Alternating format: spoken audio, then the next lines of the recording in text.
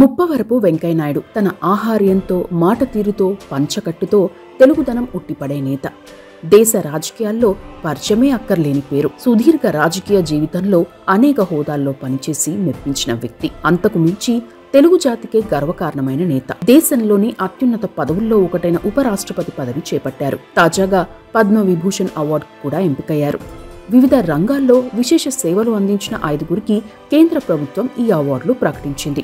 అందులో వెంకయ్యనాయుడు గారు, చిరంజీవి గారు ఉన్నారు. ఒక సాధారణ రైతు కుటుంబం నుండి వచ్చి అంచెలంచెలుగా ఎదుగుతూ ఉపరాష్ట్ర పదవిని చేపట్టారు వెంకయ్యనాయుడు గారు. వెంకయ్యనాయుడు గారు నెల్లూరు జిల్లా చౌటపాలెంలో రంగయ్య నాయుడు, రమణమ్మ దంపతులకు 1949 జూలై 1న జన్మించారు. వీరిది వ్యవసాయ కుటుంబం. ఆయన తాతయ్య కాంగ్రెస్ పార్టీలో ఉండేవారు. ఇక వెంకయ్యనాయుడు గారి వయస్సు 7.5 ఉన్నప్పుడు తల్లిని కోల్పోయారు. కుమారుడితో ఉన్న రమణమ్మ గారిపై ఎద్దు దాడి చేసింది. ఈ ప్రమాదంలో తన కుమారుడిని రమణమ్మ గారు దగ్గరలోని గడ్డివాముపైకి విసిరేసి కుమారుణ్ణి కాపాడి ఆమె ప్రాణాలు వదిలారు. ఈ ఘటన ప్రస్తావనకు వస్తే ఇప్పటికీ భావోద్వేగానికి గురవుతారు వెంకయ్యనాయుడు గారు. చిన్న వయసులోనే తల్లిని కోల్పోయిన ఆయన అమ్మమ్మ గారి వద్దే పెరిగారు.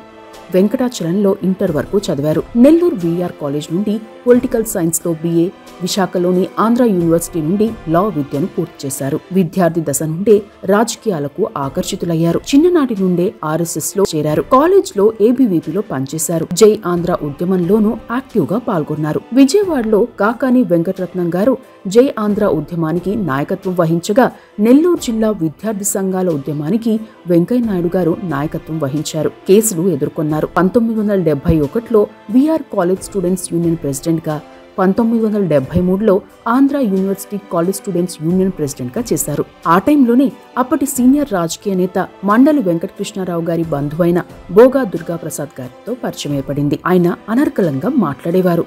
ఆ తర్వాత జనతా పార్టీ నేత జె జోషి గారి ప్రసంగాలు కూడా విన్నారు. వారిలాగానే తాను కూడా ప్రసంగాలు చేయాలని భావించి స్పీచ్లపై సాధన చేశారు. ఆ టైంలోనే తమిళనాడులో హిందీ వ్యతిరేక ఉద్యమం జరిగింది. వీరి ప్రాంతం కూడా తమిళనాడుకు దగ్గరలోనే ఉండడంతో ఆయన కూడా హిందీ వ్యతిరేక ఉద్యమంలో పాల్గొన్నారు. హిందీలో రాసి ఉన్న కేంద్ర ప్రభుత్వ సంస్థల బోర్డులకు, రైల్వే స్టేషన్లో ఉండే బోర్డులకు తారు పూశారు. అలా ఏ ఉద్యమం జరిగినా అందులో పాల్గొనేవారు. 1974లో లోక్ నాయక్ జయప్రకాష్ నారాయణ్ క్షేత్ర సంఘర్ష సమితికి AP కన్వీనర్గా చేశారు. ఆ టైంలో ఇందిరాగాంధీ గారు ఎమర్జెన్సీ విధించడంతో ఎమర్జెన్సీకి వ్యతిరేకంగా గళం విప్పారు. వ్యాసాలు రాసేవారు, ప్రసంగించేవారు. దీంతో కొన్నాళ్లు జైలుకు వెళ్లాల్సి వచ్చింది. అప్పటికే కాంగ్రెస్ విధానాలను వ్యతిరేకించే వెంకయ్యనాయుడు గారు అప్పటి నుండి కాంగ్రెస్ పార్టీని ఓడించాలనేదే లక్ష్యంగా పెట్టుకున్నారు. 1977లో జనతా పార్టీ AP యువజన విభాగం అధ్యక్షుడయ్యారు. 1978 ఎన్నికల్లో నెల్లూరు జిల్లా ఉదయగిరి అసెంబ్లీ నుండి తొలిసారిగా పోటీ చేసి గెలిచారు. ఆ ఎన్నికల్లో రాష్ట్రంలో జనతా పార్టీ 60 సీట్లను గెలిచింది. నెల్లూరు జిల్లాలోని 11 సీట్లలో 10 కాంగ్రెస్ గెలవగా ఒక్క ఉదయగిరిలోనే జనతా పార్టీ గెలిచింది. AP అసెంబ్లీలో జనతా పార్టీ శాసనసభా పక్షనేతగా ఉన్నారు. తనదైన స్పీచ్లతో ఏపీలో అధికార పక్షాన్ని ఇరుకున పెట్టేవారు. కోట్ల విజయభాస్కర్ రెడ్డి, T. అంజయ్య గారు సీఎంలుగా ఉన్న టైంలో ప్రజా సమస్యలపై నిత్యం ప్రశ్నించేవారు. ఓసారి T. అంజయ్య గారు అసెంబ్లీకి రావడం ఆలస్యమైతే స్పీకర్ ద్వారా ఆ అంశాన్ని ప్రశ్నించి ఆశ్చర్యపరిచారు. అందుకు తన ఇంటి వద్ద 2000 మంది నుండి ప్రజా వినతులు తీసుకునేసరికి ఆలస్యమైందని సమాధానమిచ్చారు T. అంజయ్య గారు.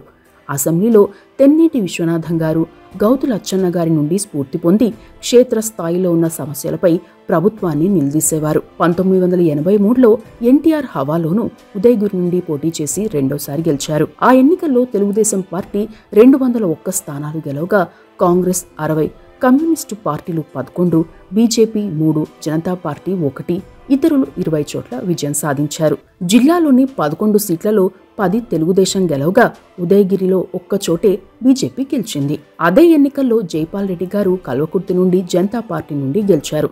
అసెంబ్లీలో ఆయన ఒక్కరే జనతా పార్టీ ఎమ్మెల్యే. బీజేపీ నుండి పోటీ చేసిన వారిలో మలక్పేటలో ఇంద్రసేనారెడ్డి, షాంపేట నుండి చందుపట్ల జంగారెడ్డి, ఉదయగిరి నుండి వెంకయ్యనాయుడు గారు గెలిచారు. అసెంబ్లీలో వెంకయ్యనాయుడు గారు, జైపాల్ రెడ్డి గారు మాట్లాడుతుంటే అసెంబ్లీ మొత్తం సైలెంట్ గా ఉండేదని, ప్రజా సమస్యలపై వారు గలం విప్పితే ప్రభుత్వం ఖచ్చితంగా సమాధానం చెప్పాల్సి వచ్చేదని ఆనాటి నేతలు గుర్తు చేస్తారు.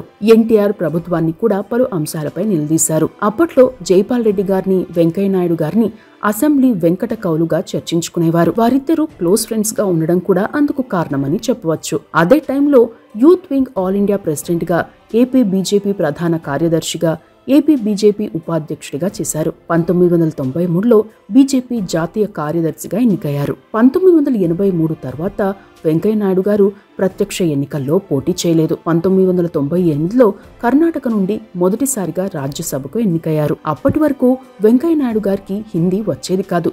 ఢిల్లీకి వెళ్ళాక హిందీ ప్రాధాన్యాన్ని గ్రహించి హిందీ నేర్చుకోవడమే కాదు, అనర్గళంగా మాట్లాడేవారు కూడా. ఇక బీజేపీలో ఉన్న టైంలోనే వాజ్పేయి గారు, అద్వానీ గారు, మురళీ మనోహర్ జోషి గారు లాంటి వారితో సన్నిహితంగా ఉండేవారు. వాజ్పేయి గారి సిద్ధాంతాలను ఫాలో అయ్యేవారు.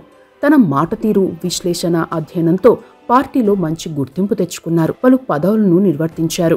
ఆ టైంలోనే నరేంద్ర మోదీ గారితోనూ పరిచయం ఏర్పడింది. ఇక 1998లో కేంద్రంలో బల నిరూపణలో విఫలం కావడంతో ప్రధాని పదవికి వాజ్పేయి గారు రాజీనామా చేశారు. ఆ సమయంలో వెంకయ్యనాయుడు గారు భావోద్వేగానికి గురయ్యారు. ఆ తర్వాత మళ్లీ ఎన్డీఏ ప్రభుత్వం అధికారంలోకి వచ్చింది. కేంద్ర గ్రామీణాభివృద్ధి మంత్రిగా బాధ్యతలు చేపట్టారు. 2002 వరకు ఆ పదవిలో ఉన్నారు. 2002 నుండి 2003 వరకు బీజేపీ అధ్యక్షుడిగా ఉన్నారు. 2004లో కేంద్రంలో పార్టీ ఓటమి తరువాత రాజీనామా చేశారు. ఇక వరుసగా 1998, 2004, 2010, 2016లోనూ రాజ్యసభ నుండి ఎంపీ అయ్యారు. దక్షిణాదిలో బీజేపీ లీడర్లలో కీలక వ్యక్తిగా ఎదిగారు. సాధారణ కార్యకర్త నుండి బీజేపీ జాతీయ అధ్యక్షుడిగా ఎన్నికైన వెంకయ్యనాయుడు గారు కేంద్ర ఎన్నికల committee, finance committee, home department, పిటిషన్ల committee ఇలా ఎన్నో పదవులను నిర్వర్తించారు. 2017లో ఉపరాష్ట్రపతిగా ఎన్నికయ్యారు. తెలంగాణ ఉద్యమ నేపథ్యంలో 2003లోనే రాష్ట్ర విభజన తప్పదని ముందుగానే వ్యాఖ్యానించడంతో స్వపక్షం నుండే విమర్శలు ఎదుర్కొన్నారు. ఆ అంశంపై వెంకయ్యనాయుడు గారు స్పందిస్తూ తాను గతంలో జై ఆంధ్ర ఉద్యమంలో పాల్గొన్నానని, ప్రత్యేక రాష్ట్ర డిమాండ్ అన్ని దశాబ్దాలుగా కొనసాగుతున్నప్పుడు విడిపోయి కలిసి ఉండడమే మేలనేది తన వ్యక్తిగత అభిప్రాయమని చెప్పారు. రాష్ట్ర విభజన టైంలో విభజన బిల్లు పార్లమెంట్లో పాస్ అయ్యేందుకు కూడా చొరవ చూపారు. అయితే అప్పట్లో కాంగ్రెస్ ప్రభుత్వం ఏపీకి ప్రత్యేక హోదా హామీ ఇచ్చింది. బీజేపీ కూడా అందుకు సపోర్ట్ చేసింది.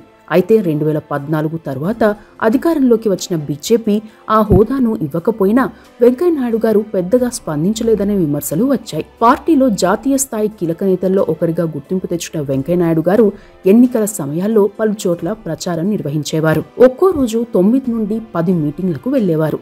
అయితే జాతీయ స్థాయిలో అంత గుర్తింపు ఉన్నా స్థానికంగా పెద్దగా ప్రభావితం చేయలేకపోయారని, రాష్ట్రంలో బీజేపీ ఎదుగుదల అంతగా లేదని కూడా కామెంట్లు వచ్చాయి. ఆ అంశంపై ఓ ఇంటర్వ్యూలో వెంకయ్యనాయుడు గారు మాట్లాడుతూ తాను పార్టీ సిద్ధాంతాలకు మాత్రమే కట్టుబడి పనిచేస్తానని, ఇతర పార్టీలు, ఇతర నాయకులు చేసినట్టుగా స్థానిక రాజకీయాల్లో జోక్యం చేసుకోనని చెప్పారు. గతంలో వెంకయ్యనాయుడు గారు బీజేపీలో కీలకంగా ఉన్న సమయంలో మోదీ గారు ఆయన కోసం వెయిట్ చేసిన సందర్భాలున్నాయని కూడా పార్టీలోని నాయకులు చెబుతారు. 2003 టైంలో వాజ్పేయి గారు ప్రధానిగా ఉండగా డైరెక్ట్గా ఆయనతోనే మీరు ప్రధాని పదవిని వదిలేసి అత్యున్నతమైన రాష్ట్రపతి పదవిని చేపట్టాలని కోరారు. దీంతో వాజ్పేయి గారు ఆశ్చర్యపోవడంతో పాటు ఈ ఐడియా మీకే వచ్చిందా, వేరే వార్దా అని అడిగారట. ఎల్కే అద్వానీ గారు ఉప ప్రధానిగా ఉన్నందున ఆయన్ను ప్రధాని చేద్దామనే ఆలోచన ఏమైనా వచ్చిందా అనే అనుమానమే అందుకు కారణం. అయితే ఓ ఇంటర్వ్యూలో వెంకయ్యనాయుడు గారు ఆ అంశంపై మాట్లాడుతూ వాజ్పేయి గారు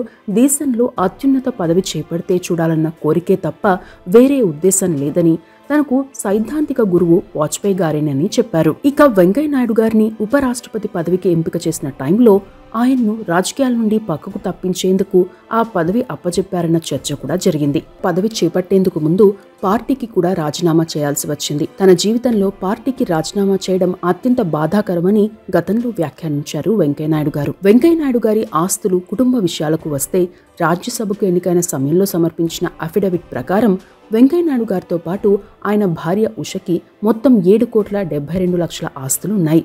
అప్పులు లేవు. హైదరాబాద్, నెల్లూరు తదితర చోట్ల ఇల్లు, వ్యవసాయ భూములు, భవనాలు ఉన్నాయి. వెంకయ్యనాయుడు, ఉషా దంపతులకు ఒక కుమారుడు, ఒక కుమార్తె. కుమారుడి పేరు హర్షసాయి, కోడలు పేరు Radha.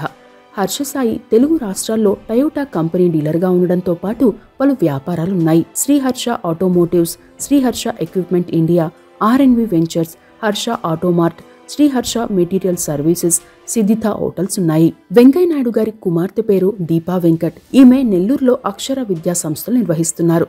Swarna Bharati trust managing trustee కూడా. దీపా వెంకట్ భర్త ఇమ్మని వెంకట్.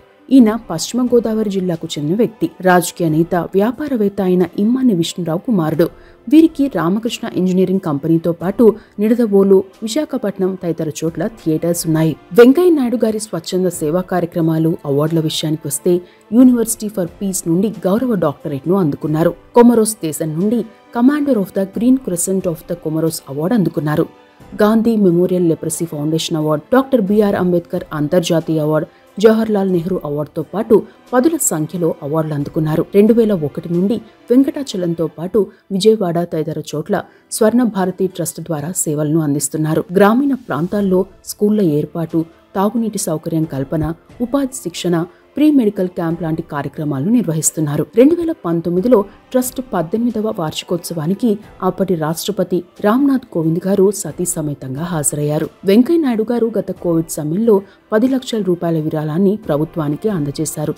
తన రాజకీయ విషయాల్లో కుటుంబ జోక్యం ఉండదని, పిల్లల వ్యాపారాల విషయాల్లో తన జోక్యం ఉండదని ఓ ఇంటర్వ్యూలో చెప్పారు. తాను చిన్నతనంలోనే తల్లిని కోల్పోయానని, తన కుమార్తెలో తన తల్లిని చూసుకుంటానని ఓ సందర్భంలో ఎమోషనల్ అయ్యారు. చెన్నై వరదల సమయంలో హర్ష వేలాది మందికి సహాయక కార్యక్రమాలు చేపట్టారు. హర్ష మోటార్ సిబ్బందితో కలిసి 2500 మంది బాధితులకు 1000 రూపాయల విలువైన నిత్యావసరాలను అందించారు. వెంకయ్యనాయుడు ప్రసంగాలతో పాటు ఆయన లైఫ్లో ముఖ్యమైన ఘటనలకు సంబంధించి పుస్తకాలు కూడా పబ్లిష్ అయ్యాయి. ఇక వెంకయ్యనాయుడు గారు చిన్నతనంలో ఎద్దుబారి నుండి బయటపడగా మరో 2 సార్లు ప్రమాదాల నుండి బయటపడ్డారు. 2005లో బీహార్లో వెంకయ్యనాయుడు గారి పర్యటనలో ఆయన ప్రసంగ వేదికకు సమీపంలో ఉన్న హెలికాప్టర్ను నక్సల్స్ తగలబెట్టారు. 2007లో లక్నో ఎయిర్పోర్ట్లో ఆయన ప్రయాణిస్తున్న హెలికాప్టర్ అత్యవసరంగా ల్యాండింగ్ చేయాల్సి వచ్చింది. ఈ ప్రమాదంలో వెంకయ్యనాయుడు గారు స్వల్ప గాయాలతో బయటపడ్డారు. ఇవి వెంకయ్యనాయుడు గారికి సంబంధించిన అంశాలు.